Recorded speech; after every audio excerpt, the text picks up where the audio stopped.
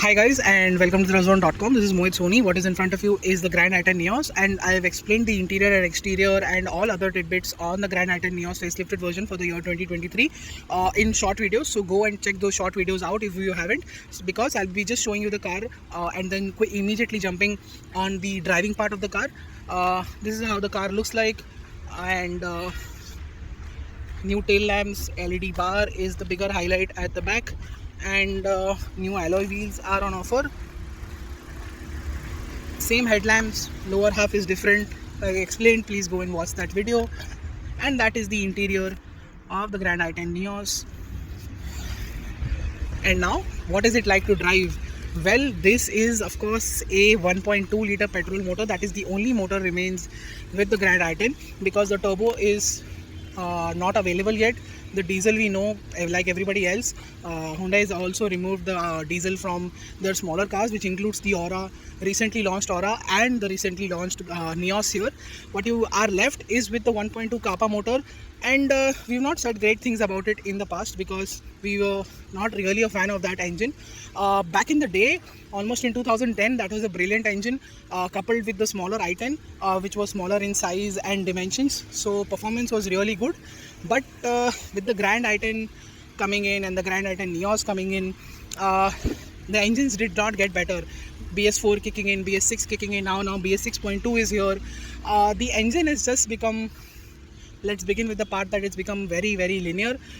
This is a BS 6.2 compliant, which means that it is real driving emissions friendly, and at the same time it is ready to take E20 fuel, which is 80% petrol and 20% ethanol, that is going to be blended in the country in the next 2 to 3 years. Right now we have a 10% blend in the fuel, and the engine is very linear, like I told you. But the important part is that now we think this engine is pretty good because everything has gone up. Let's begin with the drivability, where it feels much more drivable than before. Torque is available. Of course, you don't get that rush of torque, but even in fourth gear, doing 60 or 70, when I floor the throttle or even gradually accelerate, it gives me a lot of torque to get out of the situation, to do that overtake on the highway. At the same time, in second gear or third gear, if I am trundling around in the city and going over a speed breaker in second gear, or even in third, all I need to do is tap the accelerator a little bit more, and it gives me that extra torque to get off the speed breaker quickly.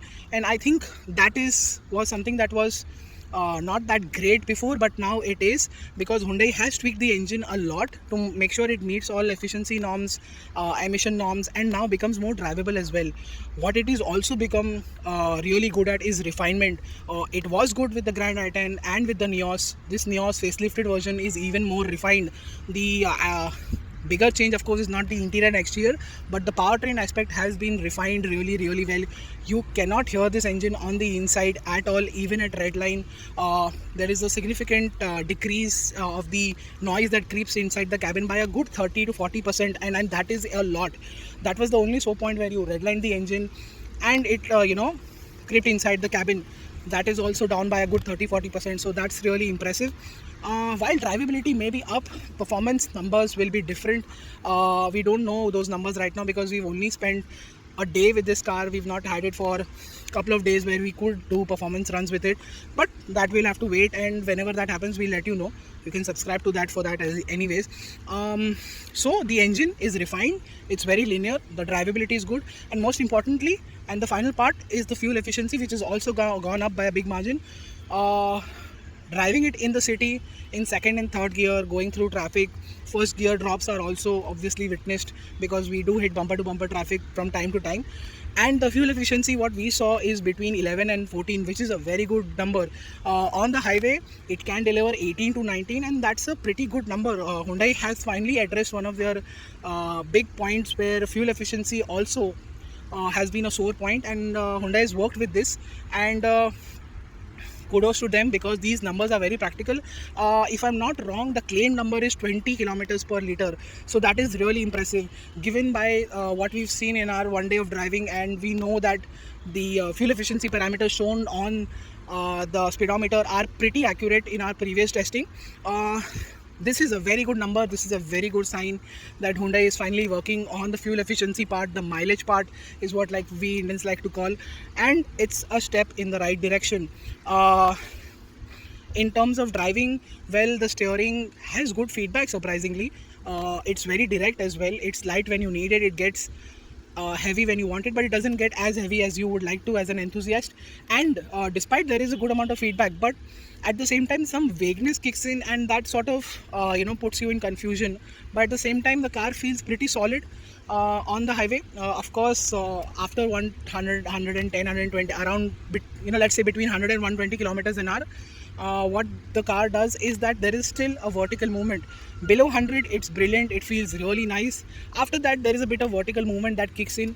Our car had slightly upped tire pressures which were around the 40-45 mark. We got it down to 35, and what we saw is that those vertical movements come down, but they are still there. So Hyundai needs to work on that aspect.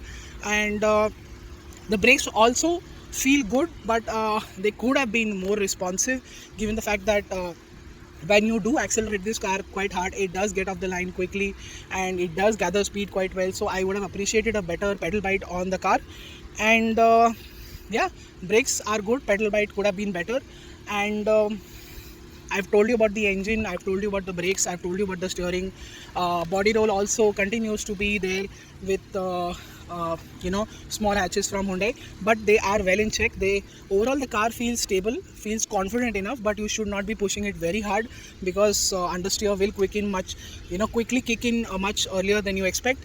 And overall it's a very good city car. Once you test drive it in the city, you're really going to love the light controls, the excellent ride quality at low speeds. The way this car responds at slow to medium speeds is really impressive, and that's the reason why you buy the Grand i10 Nios. And the other reason you would buy is that now you get 4 airbags as standard. Right now the introductory pricing also makes it quite good. All of the variants are under 10 lakh rupees, even the CNG version. So with 4 airbags, quite a lot of features, and revised exterior and interior makes it a very good car. It still is one of those cars which makes sure that it stands tall against the Swift, which is the segment king in terms of sales, and it shows that it is still the customer's preferred choice. But the Grand i10 just keeps on, with the Grand i10, the i10 Nios, it just keeps on getting closer and closer to Maruti. They've done that with the engine, the fuel efficiency is up, the safety is better. So this should give Hyundai the boost. In sales, you will definitely prefer this car because it has become a better package. And I hope I've explained everything. If you still have some comments, questions, put them in the comment section below. I'll be happy to answer them. And thank you so much for watching. Next time, next video. Until then, goodbye.